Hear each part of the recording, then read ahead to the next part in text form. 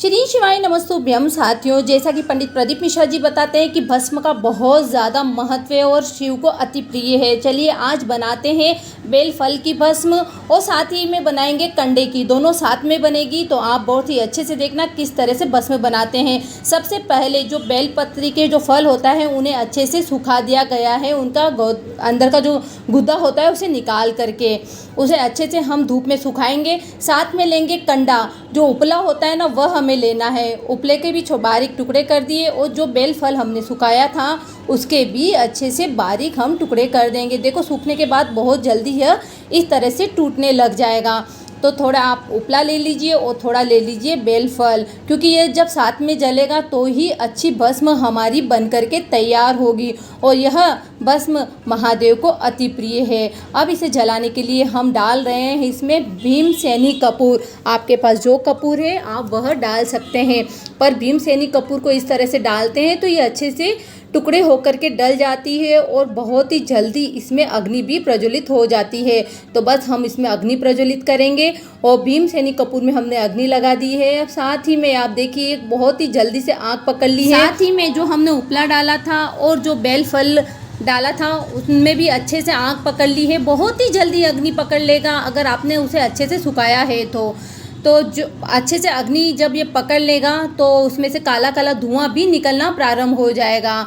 ये जो हमने बेल फल सुखाया था साथियों वो इस तरह से देखो टूट रहा है, आसानी से हम उसका चूरा कर पा रहे हैं। इतना अच्छे से वह सूखना चाहिए। और जो उपला है वह गाय का गोबर ही है, उसे थेपा नहीं गया है। बस जो सीधा गाय का गोबर ज़मीन पे गिरता है उसे ऐसे के ऐसे सुखा दिया जाता है तो वह उपले के रूप में तैयार हो जाता है। तो वह भस्म भी महादेव को अति प्रिय होती है। तो अगर आपके पास बेल फल नहीं है तो आप कोरे उपले की भी भस्म बना करके महादेव का शिवलिंग का अभिषेक कर सकते हैं।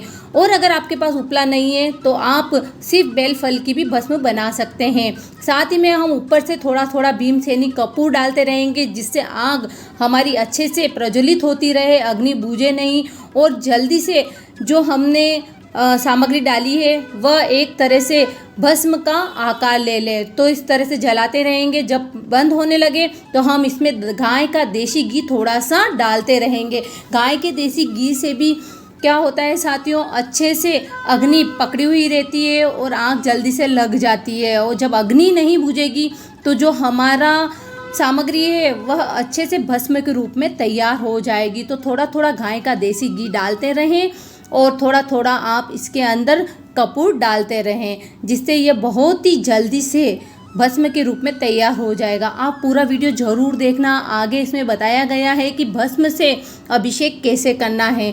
पंडित प्रदीप मिश्रा जी इस भस्म के बारे में बहुत बार शिव पुराण कथा में वर्णन कर चुके हैं। बहुत ही अद्भुत भस्म है और वैशाख मास में तो शिवलिंग पर इसका अभिषेक जरूर करना चाहिए, शिवलिंग पर जरूर अर्पण करनी चाहिए।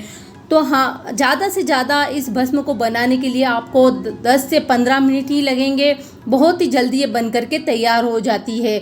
थोड़ा थोड़ा आप इसे इस तरह से हिलाते रहें, ऊपर नीचे करते रहें, जिससे क्या नीचे की जो सामग्री है उसमें भी अग्नि अच्छे से पकड़ बना लेगी और वह भी भस्म के रूप में अच्छे से तैयार हो जाएगा। तो आप देख रहे हो कि कितना अच्छे से ये जल रहा है। आपको यहाँ जरूर याद दिला देना चाहूँगी, अगर आपने चैनल को सब्सक्राइब नहीं किया है तो आप ज़रूर कर दीजिए। इसी तरह से उपयोगी वीडियो, उपयोगी उपायों की वीडियो आपके सामने आती रहती है।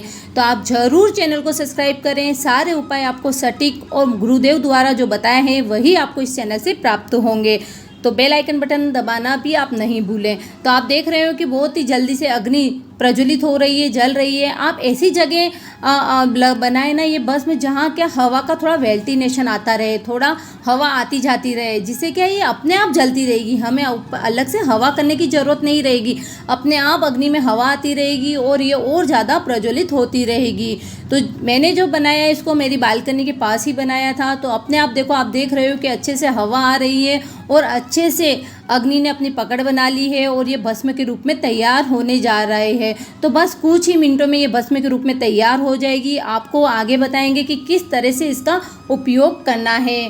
तो आप देख सक रहे हो पूरा अच्छे से ये जल रहा है। आपको बस 15 से 20 मिनट की इसमें मेहनत लगती है, पर जो इसका फल प्राप्त होता है गुरुदेव बताते हैं कि अनंत गुना प्राप्त होता है। मैंने पहले भी इस तरह से अभिषेक किया है तो महादेव तो भोले भंडारी ये सबकी ज़रूर सुनते हैं। आप देख सक रहे हैं कि इस तरह से जब उसमें धुआं निकलने लग जाएगा तो समझ लीजिए कि हमारा जो भस्म है वह पूर्ण रूप से तैयार होने वाली ही है। आप देख रहे हो ना, ये राख बन चुकी है। अब ये अच्छे से जब बुझ जाएगी, हमें अब इसमें ऐसे नहीं कि इसको हम जल्दी से बुझा दें, नहीं, ये स्वतः ही अपने आप ठंडी होगी, अपने आप बुझेगी और ये बिल्कुल ठंडा हो जाएगा। गर्म में हमें हाथ नहीं डालना है। अब आप देख सक रहे हैं कि अच्छे से ठंडी हो चुकी है और देखो बारीक हो चुका है। अब जैसे जैसे हम इसको अपने हाथों से प्रेस करेंगे तो ये बारीक होता जाएगा। अब साथ ही में हम लेंगे एक बारीक कपड़ा, पतला, हमें लेना है सूती पतला कपड़ा, एक साथ में लेंगे कटोरी।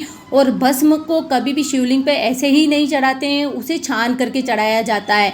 तो बस अब हम इसमें लेकर के भस्म को अच्छे से छानेंगे। तो आप हाथों से थोड़ा मसलते जाएं और भस्म को इस पे जब हम ऐसे रगड़ेंगे तो ये अच्छे से तैयार हो जाएगी। हमें भस्म को अच्छे से छानना है। ये बहुत ही बारीक फॉर्म में तैयार होती है साथियों। आप देख सक रहे हो इसका कलर कितना काला है। बाकी आप दूसरी राख देखोगे उसका कलर इतना काला नहीं आएगा, पर बेल फल की जो भस्म होती है उसका कलर इतना ही काला रहता है। तो हम अच्छे से हाथों से मसलते हुए इसे छानेंगे। बहुत से कमेंट आ रहे थे कि बेल फल की भस्म कैसे तैयार करें, पूरा वीडियो बनाएं। तो ये बस आप ही की कमेंट्स पर हम पूरा वीडियो बनाया है। इसे ज़्यादा से ज़्यादा ज़रूर शेयर करें।